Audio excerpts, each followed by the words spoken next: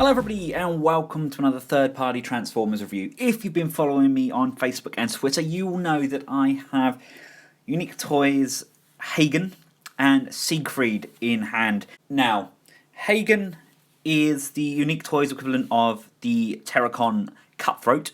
He's actually the 05 figure and Siegfried is 04, but I'm going to do Hagen first because Siegfried forms the torso and then we can combine everything on it. So in my Siegfried review I will review the complete Ordin as well. Hagen is probably one of the most aesthetically pleasing of the complete line in my opinion. He looks absolutely stunning. I absolutely love these winged sections that come out of the back. They are removable, but they just look unbelievably nice. We have that same sort of head sculpt that we've come to love from the Unique Toys figures. Very, very square, boxish chin. Really, really nice. I love the contrasting in colours as well. Very, very close to that of the G1 toy. The chest plate is pegged in, so the head does just come under here and peg in. Please bear in mind this is still a test shot, so some of the tolerances may be different for the final product.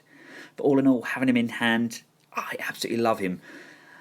As much and as awesome as Siegfried is when I get to him, I think Hagen's probably my favourite. It's just the wings. I absolutely love those big, huge, bat-like wings. Accessory-wise, he comes with his hand for Ordin. Exactly the same as the other hand. We got nice paint applications there. Good, firm, solid build. If this is your first time encountering one of the Unique Toys Ordin figures, then here he is with the Voyager Optimus Prime and a Masterpiece Prowl, just to give you all an idea of his scale. Here he is with the rest of his Terra friends in his bot mode. He looks sublime. They all look fantastic together. It's a really, really good aesthetic. It's just a good looking team. And here he is with some more Decepticons. The army is growing. Now, as with most of the early test shots I don't get any instructions at all. So I'm basically going by the promo pictures that they've produced and put online. So the official transformation may be somewhat different to this. I have the tail tucked under here, this section folded back. As you can see, there are some sprue marks just on here. Again, this is only early test shot, hence the stress marks. But yeah, I think that's kind of how it goes. It doesn't really peg in there. Maybe it, I don't know, maybe it goes on the back there. Kind of winging it a little bit. Articulation wise, we have a great range of movement, great looking up motion, so we can have some really nice flying poses. It looks almost demonic like that, doesn't it? It's fantastic. Doesn't really look down that well. Nice range on the head though. The shoulders go up, down, all the way around on a nice soft ratchet. They will get hindered by the wings unless you fold the wings back. We have an upper bicep swivel. We have a nice double jointed, well, it's more of a kind of, yes, it is a double jointed elbow there. There is no wrist swivel, unfortunately. That is a shame, isn't it? Waist wise, there is a good piece of rotation, hindered by this section here, but like I say, I don't actually know where that thing goes. The legs come out that far, down, back, and forwards. Upper thigh swivel, nice 90-degree bend at the knee. We have up and down motion on the foot, a little bit of a heel spur there, and we do have nice ankle pivotry. Coming round to the wings just plug in. They're on a 5mm peg, just put those in. You can bend them at a hinge. They've got a point of rotation there. They've got a double hinge there. So, I mean, you can get some really phenomenal poses. There's also a hinge here. So, I mean, we could have these extremely wide and they look phenomenal. You can almost get a G1 look from him. He hasn't got the bird legs on his legs, unfortunately, but we can still fold his wings completely back, straighten him up quite a bit, and he doesn't have a purple gun. I would have liked a purple gun to go with him, just so he's that little bit more G1. Right, to get him transformed up, your first steps is fold the foot in, fold back that heel spur, the front of the knee just untabs it like so, and if you can see, this section here is on a double jointed hinge. You want to just push the hinge down first, and then that allows this section to seep all the way inside there, and then we can push the knee back up, and then we can bring and lock those legs together like so. You then want to flip up the hand cover,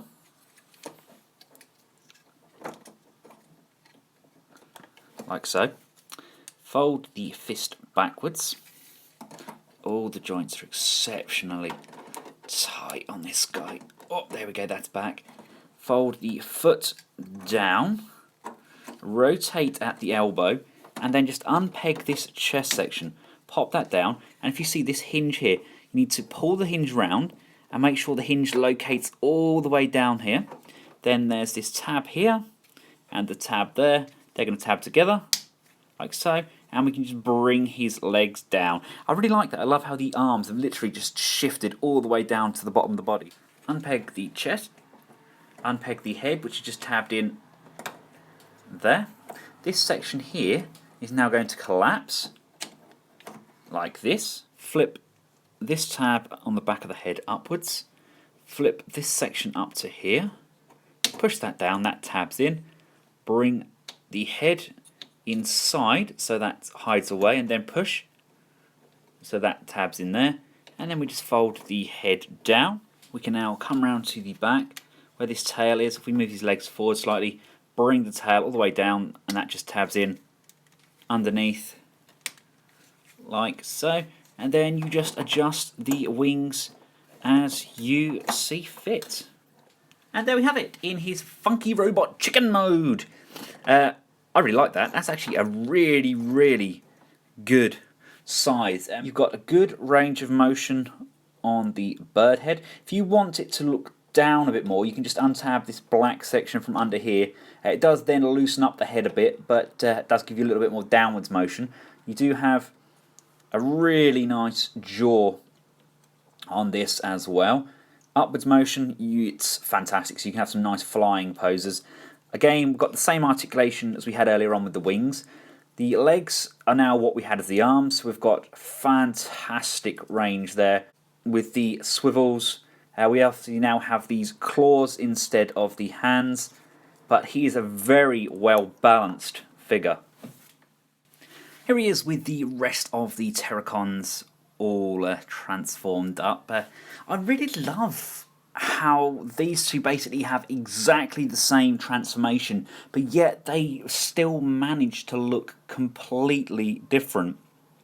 In all fairness to you, yes, possibly a little bit lazy that they're both the same transformation, but it works, doesn't it? They're both armed, they both work, both got that same shifting mechanism where you pull the arms down, you fold the legs in. Obviously these two look completely different, and their transformations are extremely different. I still think Troll is probably the most unique, but then again, he was also the first one they made. But yes, the transformations, although very similar, they look completely different, and it works.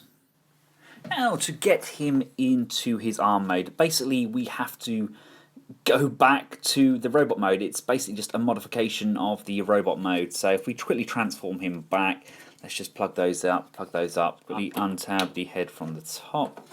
Rock that section backwards, like so. Untug the tail, rock that section backwards. You're going to need to unplug the arms because they hold everything into place.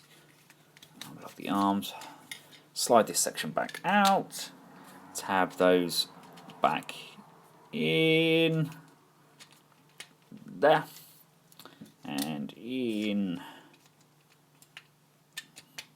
there, like so. This section here needs to come back out because we're going to use that for the lower torso. So slide that in, pull those back out, click, click. That's going to tab into Ordin. So we're going to have the arms come down like so, rotate those round, and that's now going to be the forearm. The hand can just peg in, bring that in there, that's going to tab in there, and then bring that back in and close that back off like that. Now again, don't quote me on this because I am playing it by ear completely. Just flip the arms around, and with the arm tucked in, you want to just rock this joint back over on itself so it covers that section up quite nicely, and then you can just bring the tail section down, and I think we now have the arm. Now, one thing I think I missed in the Olbrich review as well, as this is the same mould, if you don't want to have these legs extended and use the bot mode articulation, you don't actually have to. There's a secret joint hidden just inside there. If you apply pressure, just give it a little tug. There we go. That then comes out of there, and we can use that elbow instead. It shortens the arm slightly, but it's a really, really solid joint. Here he is with the rest of the Terracons in their limb modes. They're big, they're really big. I'll just bring in that Voyager Prime again. As you can see, I think these fit in fantastically with your Classics collection, the Generations line. Some people say masterpiece. They're a good scale, and size-wise they're very, very good, but I'm not sure they've got the masterpiece aesthetic. There's something a little bit more characterised about these than there is with the masterpiece figures.